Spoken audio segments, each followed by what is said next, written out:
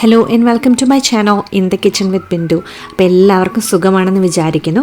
അപ്പോൾ ഇന്നിവിടെ ഞാൻ കാണിക്കാൻ പോണത് ഈ കഴിഞ്ഞ വെള്ളിയാഴ്ചത്തെ ഒരു ഡിന്നർ റെസിപ്പിയാണ്. എനിക്ക് ചക്ക വേവിച്ചത് കഴിക്കണമെന്ന് കലശലായ മോഹം. അപ്പോൾ അതിൻ്റെ കൂടെ ബീഫും കുറച്ച് മീൻ പൊള്ളിച്ചതും ഒക്കെ ആയിട്ടുള്ളൊരു അടിപൊളി വൈകുന്നേരത്തെ ഡിന്നറാണ് ഞാനിവിടെ കാണിക്കുന്നത് കേട്ടോ. അപ്പോൾ നിങ്ങൾക്ക് ഇഷ്ടമാണെന്ന് വിചാരിക്കുന്നു. എന്നാൽ ഇനി ഒട്ടും താമസിക്കാതെ നമുക്ക് വീഡിയോയിലേക്ക് പോവാം.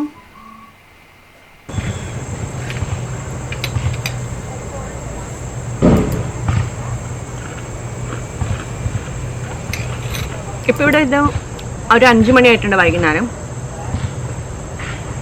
ഞാൻ ചായ കുടിച്ചിട്ട് ഡിന്നറിനുള്ള പരിപാടി തുടങ്ങാം എന്ന് വിചാരിച്ച് ഇങ്ങനെ ഇരിക്കാം. നല്ല വെതറാണ്, ചൂടുമില്ല തണുപ്പുമില്ല, നല്ല സുഖമുള്ള ക്ലൈമറ്റാണ്. ഇന്നലെ രാത്രിയൊക്കെ ഒരുവിധം നല്ല തണുപ്പായിരുന്നു.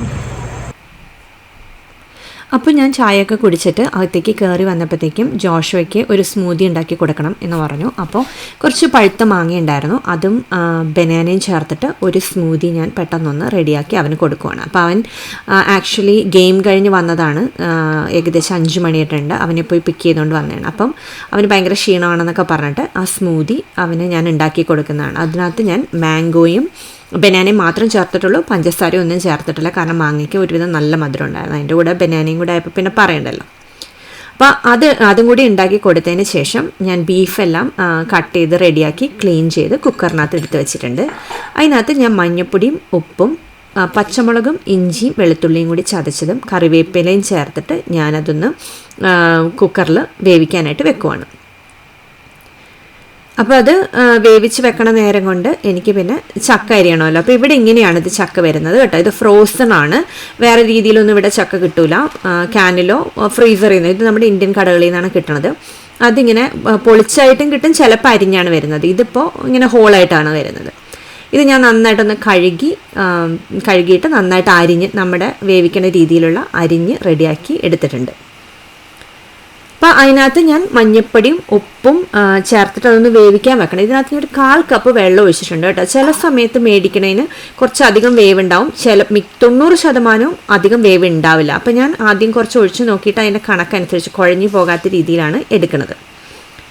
അപ്പം അതുകൊണ്ട് ഞാനൊരു 1/4 കപ്പ് മാത്രമേ ഇതിൽ ഒഴിച്ചിട്ടുള്ളൂ. പിന്നെ അല്ല പോരാ എന്ന് തോന്നുകയാണെങ്കിൽ ചേർക്കാമല്ലോ എന്ന് വിചാരിച്ച്. പക്ഷേ അതുകൊണ്ട് തന്നെ ഒരു 5 മിനിറ്റ് കൊണ്ട് നന്നായിട്ട് വെന്ത് കിട്ടി.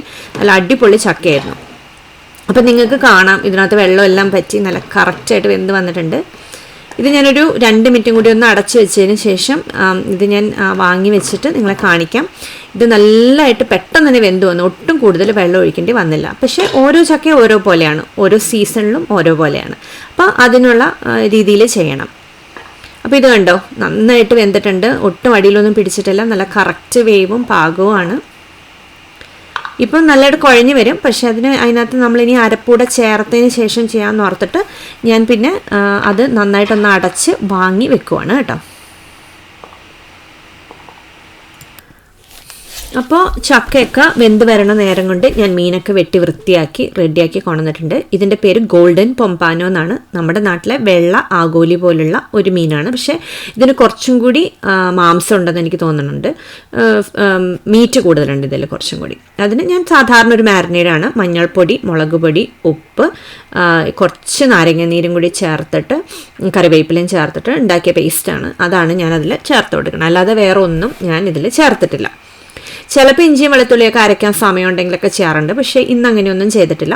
ജസ്റ്റ് ഇത്രയും മാത്രമേ ഉള്ളൂ: മുളക് പൊടി, മഞ്ഞൾപ്പൊടി, ഉപ്പ്, കറിവേപ്പില, ഇത്തിരി നാരങ്ങാനീര്, അത്രയും സാധനങ്ങൾ. അത് ഞാൻ നന്നായിട്ടൊന്ന് എല്ലാം ഉള്ളിലൊക്കെ നന്നായിട്ടൊന്ന് തേച്ച് പിടിപ്പിക്കുകയാണ് കേട്ടോ. എന്നിട്ട് ഞാനൊരു 15 മിനിറ്റോളം വെച്ചു. അതിന് ശേഷമാണ് ഞാനിത് വറക്കാൻ വേണ്ടി തുടങ്ങിയത്. അപ്പോൾ ആ നേരം കൊണ്ട് എൻ്റെ ചക്കയൊക്കെ ഒരുവിധം നന്നായിട്ട് വെന്ത് കിട്ടിയല്ലോ, ഞാൻ നേരത്തെ കാണിച്ചില്ലേ. അപ്പോൾ ഇത് പുരട്ടി വെച്ചതിന് ശേഷം ചക്കയ്ക്കുള്ള അരപ്പുണ്ടാക്കുകയാണ്. സവാളയാണ് ഞാനിവിടെ യൂസ് ചെയ്തിരിക്കുന്നത്. സവാള, മഞ്ഞൾപ്പൊടി, തേങ്ങ, പച്ചമുളക്, ജീരകം, 1-2 അല്ലി വെളുത്തുള്ളി, പിന്നെ കറിവേപ്പില, ഇത്രയും സാധനങ്ങളാണ് ഞാൻ ചതച്ച് ഒതുക്കിയെടുക്കുന്നത്. ഇവിടെ സാധാരണ അരകല്ലില്ലല്ലോ, അപ്പോൾ അതുകൊണ്ട് ഇങ്ങനെയാണ് ഞാൻ സാധാരണ ചതച്ചെടുക്കാറുള്ളത്. അപ്പോൾ അതും കൂടി നന്നായിട്ട് ചതച്ചെടുത്തതിന് ശേഷം അതും കൂടി ചേർത്ത് ഞാൻ ചക്ക വീണ്ടും അടുപ്പിലേക്ക് വെച്ച് അത് ചെറിയ തീയിൽ വെച്ച് അത് വെന്തുകൊണ്ടിരിക്കുന്നുണ്ട്.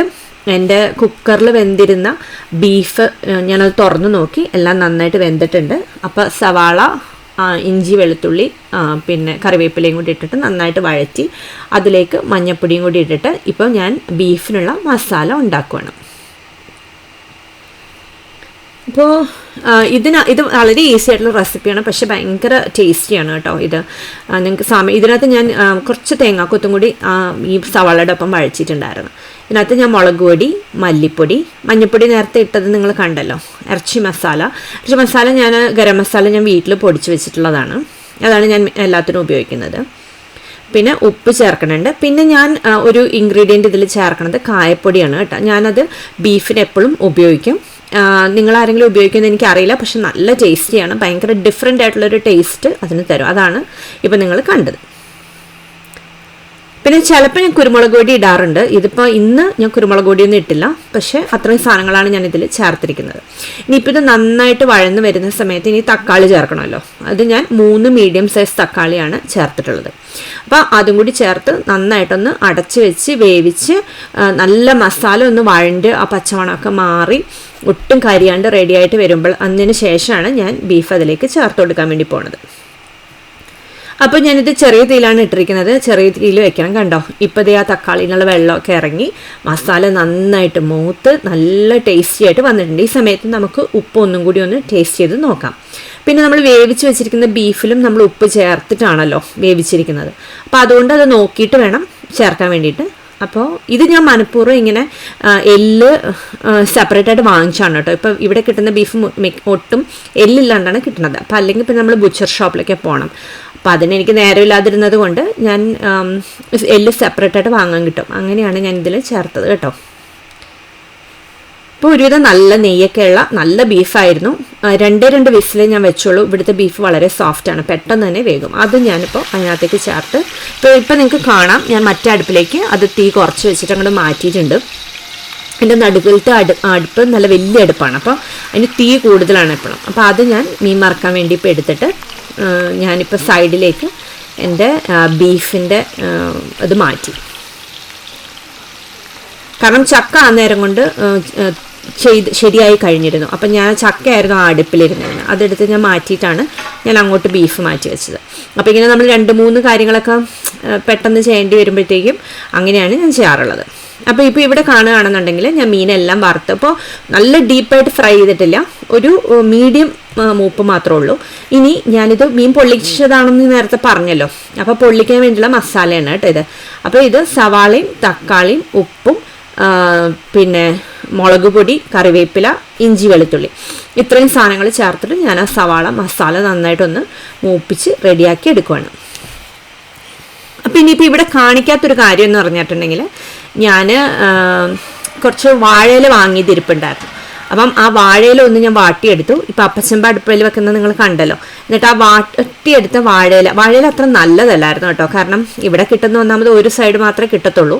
അപ്പം അത് ഇടയ്ക്ക് ഞാനത് ഫോൾഡ് ചെയ്ത് വന്നപ്പോഴത്തേക്കൊക്കെ കുറച്ച് പൊട്ടി. അപ്പം ഇപ്പം നിങ്ങൾക്ക് കാണുന്നത് ഞാൻ ഡബിൾ ഫോൾഡായിട്ടൊക്കെയാണ് എടുത്തത്. കാരണം പൊട്ടി ഇതെല്ലാം കൂടി ടേസ്റ്റ് ഒക്കെ പുറത്ത് പോയി കഴിഞ്ഞ് കഴിഞ്ഞാൽ പിന്നെ പൊള്ളിച്ചതിനൊരു ടേസ്റ്റ് ഉണ്ടാവില്ലല്ലോ. അപ്പോൾ അതുകൊണ്ട് ഞാൻ ഇല വാട്ടിയെടുത്തു. എന്നിട്ട് മസാല ആദ്യം വെച്ചു. അതിനുശേഷം മീൻ മുകളിൽ വെച്ചിട്ട് അതിൻ്റെ അകത്ത് ഭാഗത്തും പുറത്തുമൊക്കെ വീണ്ടും മസാല വെച്ചിട്ട് ഞാൻ ഈ വാഴയിലയിട്ട് പൊതിഞ്ഞ് പിന്നെ ഒരു ചെറിയ നൂല് കൊണ്ട് കെട്ടിയിട്ട് ആണ് ഞാൻ അപ്പച്ചമ്പിൽ വെച്ച് സ്റ്റീം ചെയ്ത് എടുത്തത്. എൻ്റെ മോന് ഇത് ഭയങ്കര ഇഷ്ടമാണ്, ഈ വാഴയിലേക്കകത്ത് വെച്ച് ഇങ്ങനെ പൊള്ളിച്ചു കൊടുക്കുന്നത്. അപ്പം ഞാൻ ചിലരിത് ഞാൻ എണ്ണയ്ക്കകത്ത് വെച്ചിട്ട് നന്നായിട്ട് ഇത് ചെയ്തെടുക്കുന്നത് ഞാൻ കണ്ടിട്ടുണ്ട്. പക്ഷേ ഞാനത് എണ്ണയുടെ ഉപയോഗം കുറയ്ക്കാൻ വേണ്ടി, ഇപ്പോൾ ഓൾറെഡി നമ്മൾ വറുത്തു, പിന്നെ സവാള വഴച്ചി, അപ്പോൾ എല്ലാത്തിനകത്തും എണ്ണയുള്ളത് കൊണ്ട് ഞാനിതിപ്പോൾ അപ്പച്ചമ്പിൽ വെച്ചിട്ടാണ് എടുക്കുന്നത്. പക്ഷെ ഭയങ്കര ടേസ്റ്റിയാണ്. ഒന്നാമത് ആ മസാലയുടെ ഇത് ടേസ്റ്റ് എല്ലാം കൂടെ അതിനകത്തേക്ക് പിടിക്കുമ്പോൾ നല്ല ടേസ്റ്റാണ്. പക്ഷേ ഇതിപ്പോൾ വൈകുന്നേരം പെട്ടെന്ന് ഉണ്ടാക്കിയത് കൊണ്ട് ഇതിപ്പം നമ്മൾ സമയം എടുത്തിട്ട് പകലൊക്കെ ഉണ്ടാക്കുവാണെങ്കിൽ കുറച്ചും കൂടി ടേസ്റ്റി ആയിരിക്കും കേട്ടോ. അപ്പോൾ മീൻ പൊള്ളിച്ചതൊക്കെ റെഡി ആയിട്ടുണ്ട്. അപ്പോഴത്തേക്ക് ഏകദേശം 9 മണിയോളം ആയിട്ടുണ്ടായിരുന്നു. അപ്പോൾ ഞങ്ങൾ കഴിക്കാൻ വേണ്ടി ഞാൻ പ്ലേറ്റൊക്കെ എടുത്ത് വെക്കുകയാണ്. എല്ലാവരും കഴിക്കാനൊക്കെ റെഡി ആയിട്ടൊക്കെ വരുന്നുണ്ട്. കാരണം വെള്ളിയാഴ്ച എന്നൊക്കെ പറയുമ്പോൾ നമ്മൾ ജോലി ചെയ്യുന്ന ദിവസമാണല്ലോ, അതുകൊണ്ട് നല്ല വിശപ്പോടെയാണ് എല്ലാവരും ഇരിക്കുന്നത്. ഇവിടെ അങ്ങനെ 4 മണി പരിപാടികളൊന്നുമില്ല. അപ്പോൾ ജസ്റ്റ് ഒരു ചായ നിങ്ങൾ കണ്ടില്ലേ നേരത്തെ, മിക്സ്ചർ മാത്രമേ ഞാൻ കഴിച്ചിട്ടുണ്ടായിരുന്നുള്ളൂ. അത് കഴിഞ്ഞിട്ട് പിന്നെ ഇതെല്ലാം ചെയ്ത് വന്നപ്പോഴത്തേക്കും 2-3 മണിക്കൂർ എടുത്തല്ലോ, കാരണം ഇറച്ചി മീനൊക്കെ ക്ലീൻ ചെയ്യാനുണ്ടായിരുന്നല്ലോ. അപ്പോൾ ഇലയൊക്കെ പൊളിച്ച് മീൻ നല്ല സോഫ്റ്റ്, നല്ല ഒത്തിരി ഫ്രഷുള്ള മീനാണ്, ഭയങ്കര ടേസ്റ്റായിരുന്നു. അപ്പം എനിക്ക് ചക്കയും ബീഫുമാണ് കേട്ടോ കൂടുതലിഷ്ടം, പിന്നെ തൈരും. പക്ഷേ എനിക്ക് മീൻ പൊള്ളിച്ചത് ഞാൻ പിറ്റേ ദിവസമാണ് കഴിച്ചത്, ഞാൻ അന്ന് കഴിച്ചില്ല. എനിക്ക് ബീഫ് മതിയായിരുന്നു, ബാക്കി എല്ലാവർക്കുമാണ് ഇവിടെ മീൻ പൊള്ളിച്ചത് വേണ്ടത്. അപ്പോൾ നിങ്ങൾക്ക് ഈ റെസിപ്പി എല്ലാവർക്കും ഇഷ്ടപ്പെട്ടിട്ടുണ്ടാകുമെന്ന് വിചാരിക്കുന്നു. ഞാൻ ഇതിൻ്റെ ഡീറ്റെയിൽസ് ഡിസ്ക്രിപ്ഷൻ ബോക്സിൽ കൊടുക്കാം. ഇഷ്ടപ്പെടുവാണെന്നുണ്ടെങ്കിൽ എല്ലാവരും ലൈക്ക് ചെയ്യാനും ഷെയർ ചെയ്യാനും സബ്സ്ക്രൈബ് ചെയ്യാനും മറക്കരുത് കേട്ടോ. ഇനി ഇതുപോലുള്ളൊരു നല്ല കിടുക്കാച്ച റെസിപ്പിയുമായി അല്ലെങ്കിൽ വ്ളോഗുമായി കാണും വരെ എല്ലാവർക്കും ബൈ.